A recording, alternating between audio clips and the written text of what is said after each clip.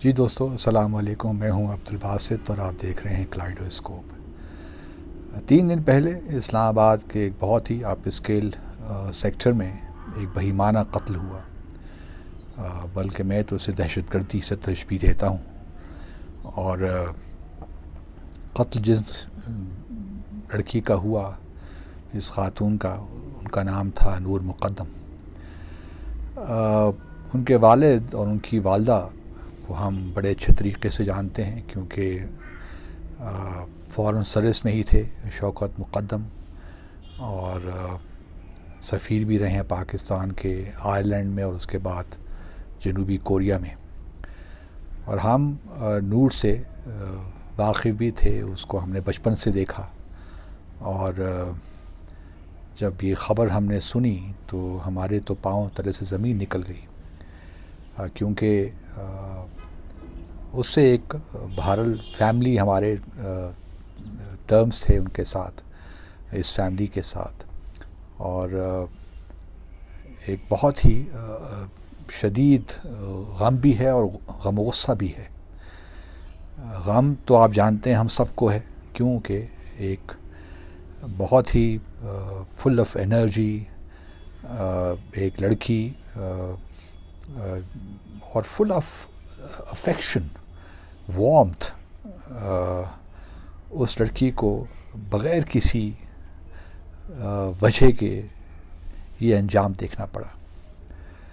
اللہ تعالیٰ اس کے درجات بلند کرے، اور شوکت کو اور کوثر بھابھی کو اللہ تعالیٰ صبر جمیل عطا فرمائے.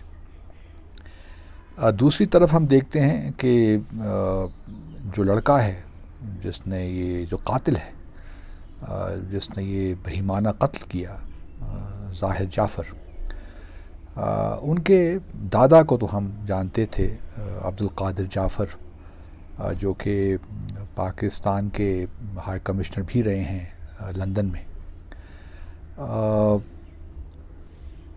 لیکن ان کے ان کے والد ہیں جو ذاکر جعفر ہیں، ظاہر کے جو والد صاحب ہیں، ان سے کوئی تعلق نہیں رہا.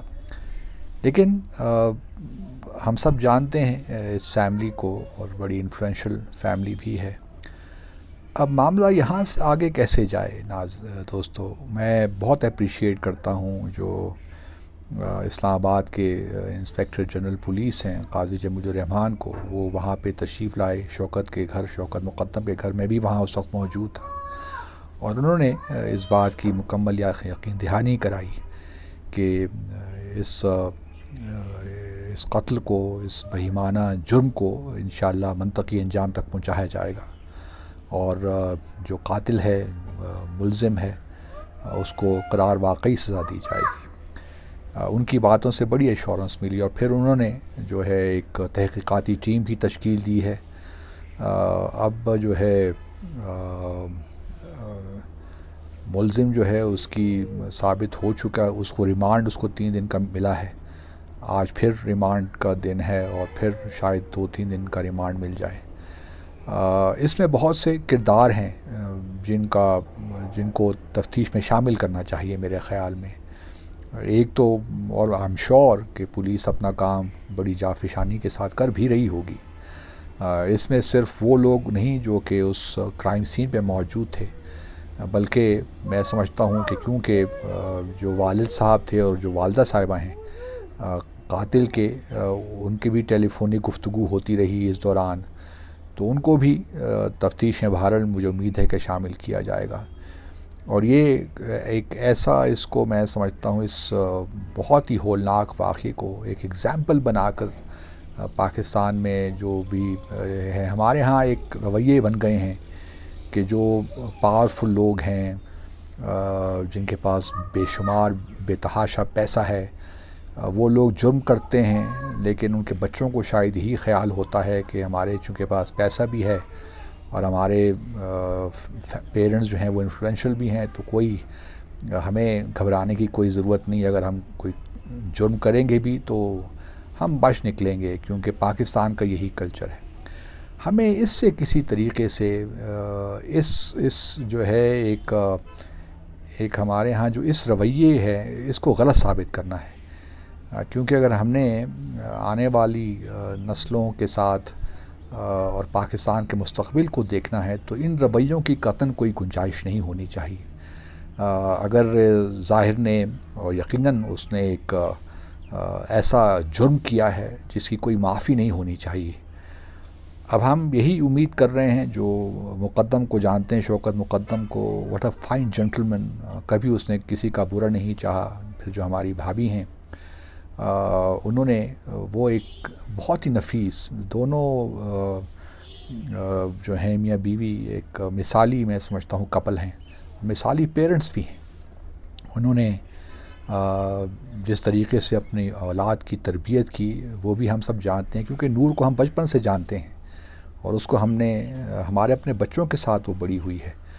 تو اس لیے ہمارے دکھ کی کیفیت بھی آپ اس کا اندازہ لگا سکتے ہیں. لیکن بہرحال جس غم کے عالم سے شوکت اور کوثر بھابھی گزر رہی ہیں، پیرنٹس گزر رہے ہیں، اس کا تو ہم اندازہ ہی نہیں کر سکتے. سب سے چھوٹی بیٹی تھیں، اولاد تھی ان کی. تو ہمارے لیے تو ایک ایسا المیہ ہے، اور میں امید کرتا ہوں کہ جو ہماری اتھارٹیز ہیں، اور پھر کورٹ میں جب معاملہ یہ جائے گا، جب بھی چالان پیش ہوگا، تو جو عدالت ہے وہ بھی صحیح بنیادوں پہ فیصلہ کرے گی، ججمنٹ دے گی. یہ نہ ہو کہ کچھ ٹیکنیکلٹیز بیچ میں آ جائیں جن کی کوئی، میں سمجھتا ہوں اس وقت ریلیونس نہیں ہے، کیونکہ کچھ اور نیریٹیوز بلڈ کرنے کی کوشش کی جا رہی ہے بدقسمتی کے ساتھ. لیکن ان نیریٹیوز کا کوئی تعلق نہیں ہونا چاہیے، کیونکہ ایک شخص نے ایسا قتل کیا ہے اور اس طریقے سے کیا ہے جس سے انسان ہل سا جاتا ہے، رونگٹے کھڑے ہو جاتے ہیں. تو مجھے امید ہے کہ پولیس، پروسیکیوشن بھی اور پھر عدالتیں بھی اپنا کام کرے گی. بلکہ یہ تو ریاست کو یہ کیس لڑنا چاہیے، میرے حساب سے ریاست کو آگے ہونا چاہیے. شوکت مقدم تو اس وقت جس کیفیت میں ہے وہ تو ہم سب جانتے ہیں، اس کا اندازہ آپ سب لگا، بلکہ آج صبح ہی میری ان سے بات ہوئی ہے. تو اصل معاملہ اس وقت یہ ہے کہ ریاست کو خود آگے بڑھ کر اس کیس کو لینا چاہیے. صرف ٹویٹ سے، باتوں سے اور اس سے کام نہیں بنے گا، کیونکہ ہماری تاریخ بھری پڑی ہے اس قسم کے جرائم سے. اور ہم نے یہ بھی دیکھا ہے کہ جو انفلوئنشل لوگ ہیں، اثر و رسوخ رکھنے والے لوگ ہیں، وہ کسی طور ان سب چیزوں سے بچ جاتے ہیں، ان کو سزا نہیں مل پاتی. اور یہی وجہ ہے کہ ہمارا ایک خاص طبقہ جو ہے وہ اس کو کوئی ڈیٹرنس فیل نہیں ہوتا، کوئی چیز اس کو ڈیٹر نہیں کرتی ان لوگوں کو.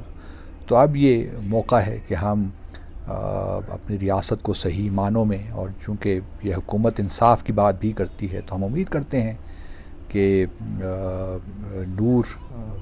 ہماری نور جب ہم سے بچھڑ گئی ہے، اس کے قاتل کو کیسی سزا دی جائے گی کہ آنے والی جو ہیں لوگ جو ہیں 10 بار سوچیں اس قسم کے جرائم کرنے سے پہلے.